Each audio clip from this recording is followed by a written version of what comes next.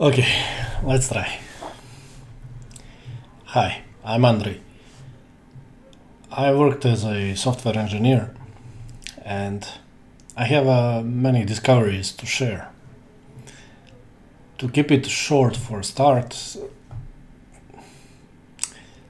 IT is a socio-economic structure, but it has not provided me much sense. And once you start coding, you see uh, how everything makes sense. You know, you make an error, then you fix it, then it works, and so on. So things in coding makes sense, and you spend considerable amount of time teaching yourself how to code and learning sensical stuff. And then you come to work and it's very much nonsense. Don't expect fulfillment out of IT jobs. And this is cruel thing to say, and companies want to represent themselves as fulfilling, but this is far from truth. And reason for this is that parents need work, lazy people need work, everyone needs work. So the median is not effort. The median is people slacking and pretending to work. So companies know this, and companies leverage this because employing 10 times amount of workers or 3 times amount of workers needed to do a task redistributes the knowledge, and they are not dependent on any specific builder. So companies that don't do this and put too much trust in a specific person, they become dependent on that person. So they usually, at least bigger companies, employ much more people than it's needed, and load of work is not so much. So they distribute and they don't depend on anyone. And the entire agile structure and agile this, agile that is basically companies protecting themselves from builders, because builders are the ones that know the system and they're the one that build the system. So if they are doing this, seemingly the leverage is in their hands. How can one who builds not have a home? You know, if you are the builder, how can you not have a home? And companies do this by over focusing any developer on a specific area and redistributing the load on unnecessary volume of workers. So the atmosphere is not made by merit. It's simply butt-licking atmosphere of working and of pretending to work and being pleasantly smiling in meetings and so on. So it's a pile of crap. But these piles of crap pays. So they give you a decent pay and you get money to basically rot. You are rotting. You are not developing yourself in a sense of career. the budget that they give you is again you are developing yourself. They are not developing you, and it's not in their interest to develop you. So I'm not saying absolutely 100% of companies is like this, but I changed quite a few, and this is my general impression. And my general impressions rarely lied to me. I'm able to predict what technologies need to go out, what technologies need to be made, and not just small ones. I 80% implemented something like GraphQL before it was out. So when I was talking to my colleagues in university about this solution, they were not open to even consider.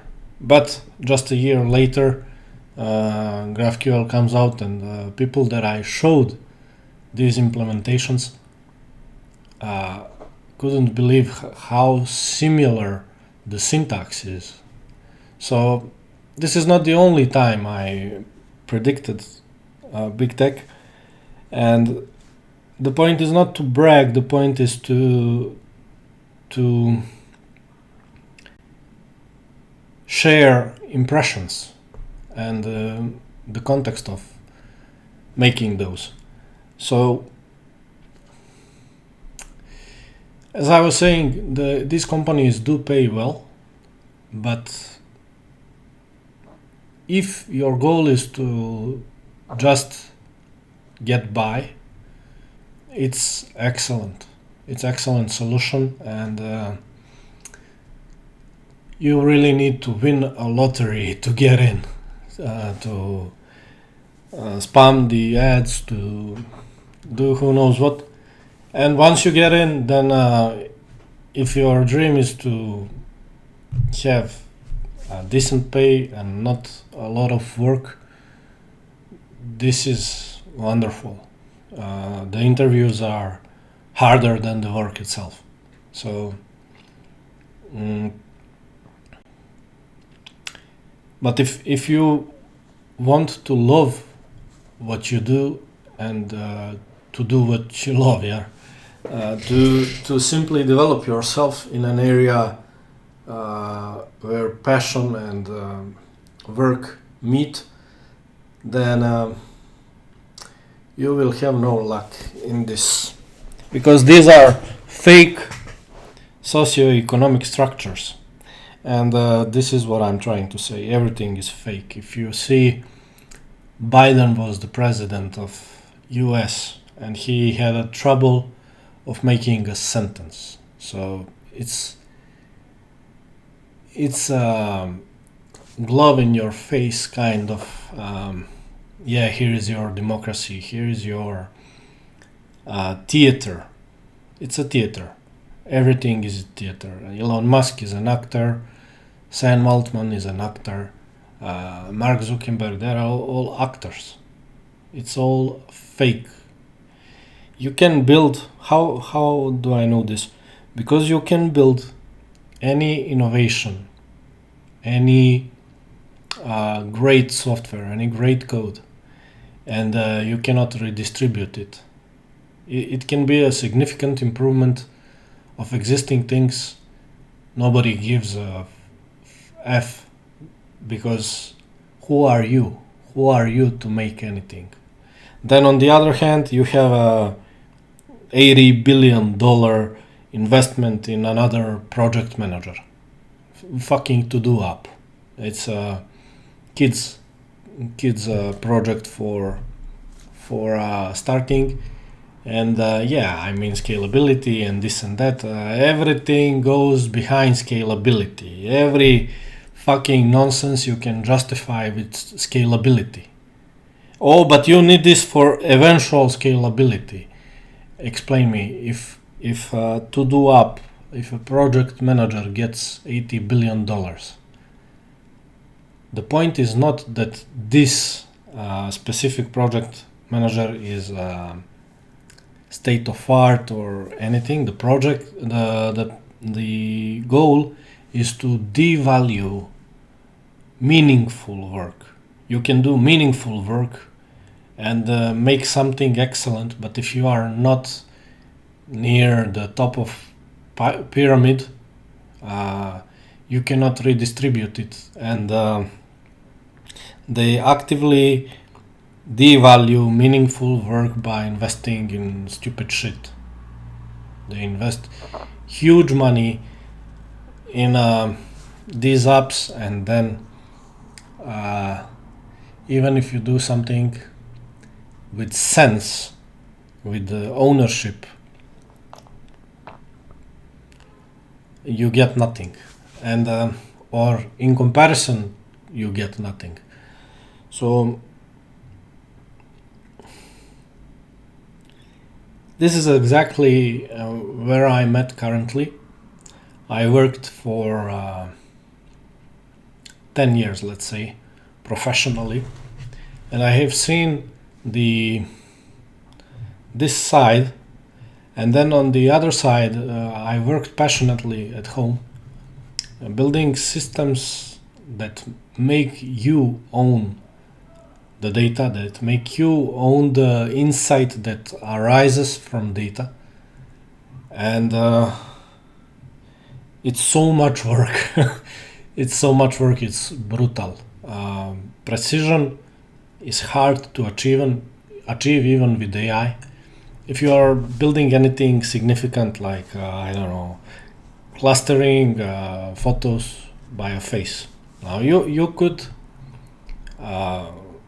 download open source that does this, or you could externalize to cloud app, and you will get the feature, but you will not own the index, the structure of grouping.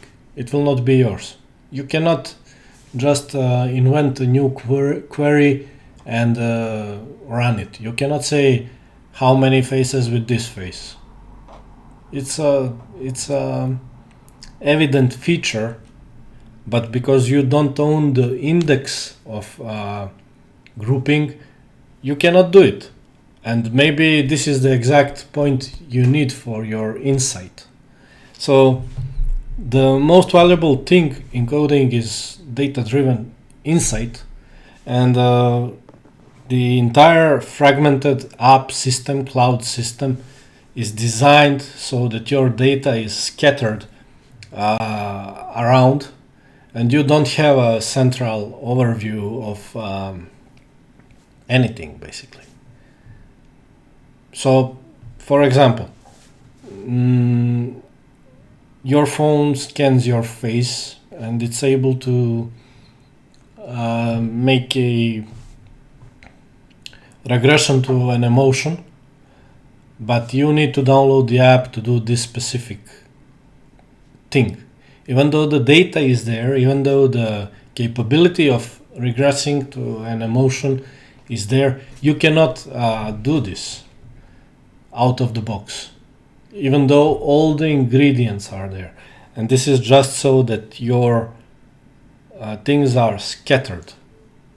Now, let alone your things, if you are just dealing with observing yourself, you cannot do even that. Let alone if you are trying to observe a larger data set, maybe your family or a farm or whatever.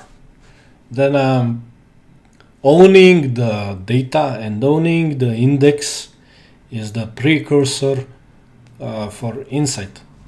And to do this in any measure of quality is hard. So, as I said, the clustering on faces, it becomes hard quickly. Quality voice-to-text model, it becomes hard quickly, or whatever.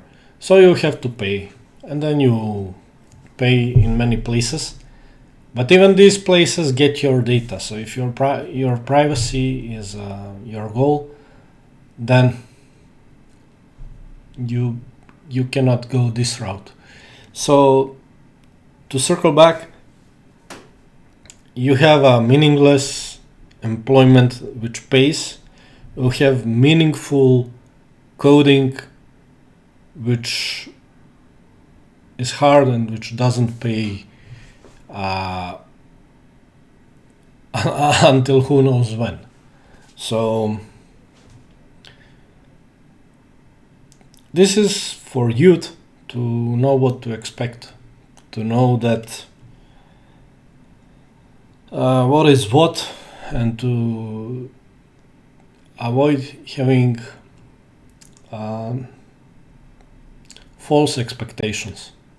Now, obviously, work is part of identity, and people are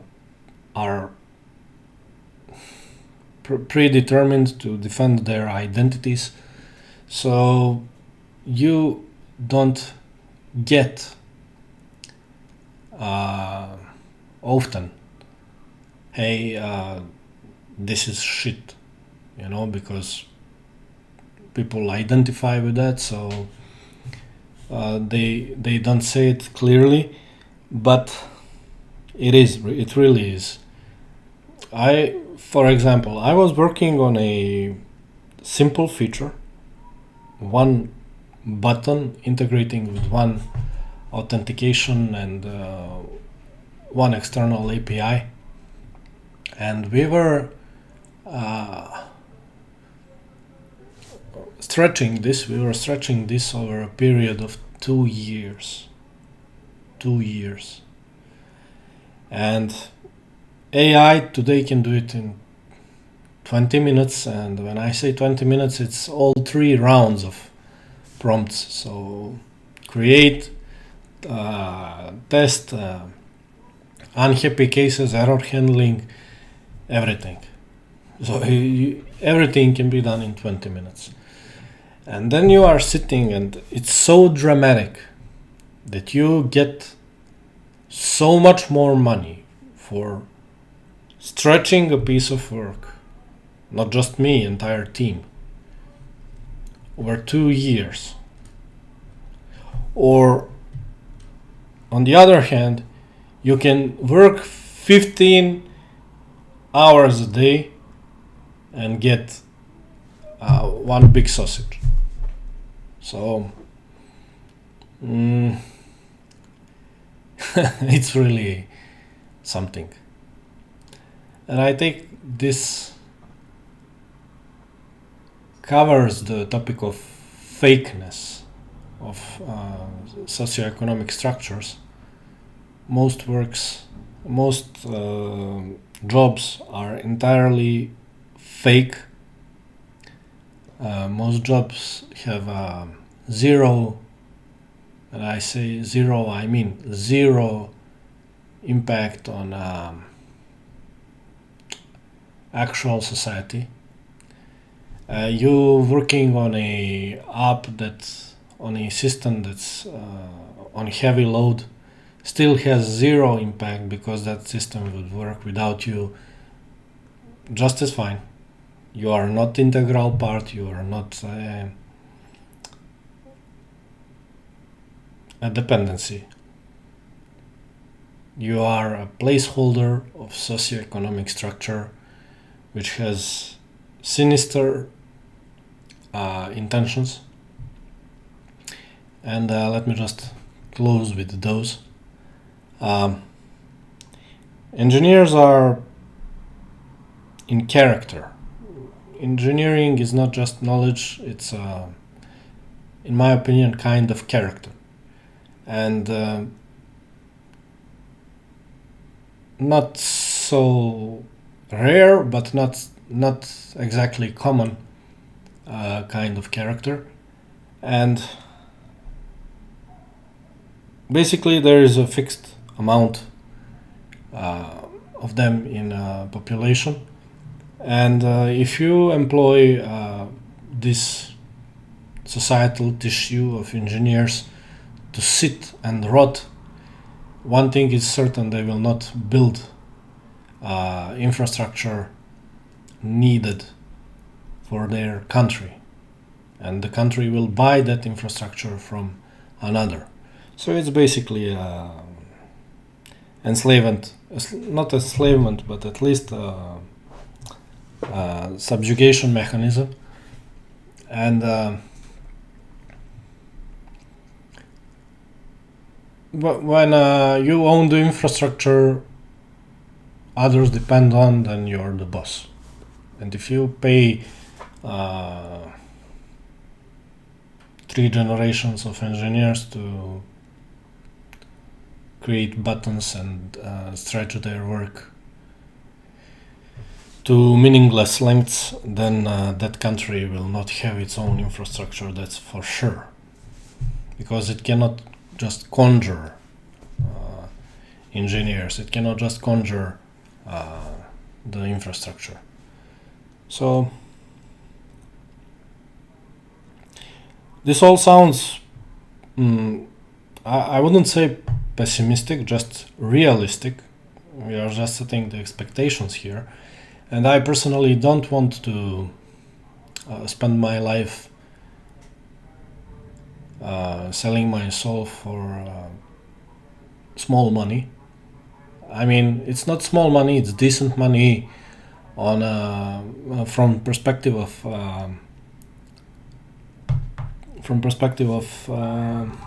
societal medium, but it's shit money from perspective of globalization. You know, this kind of money will not make a chick say, "Oh, but he's rich. We will have everything. I will go for him." It will not buy you a relation, as if that's a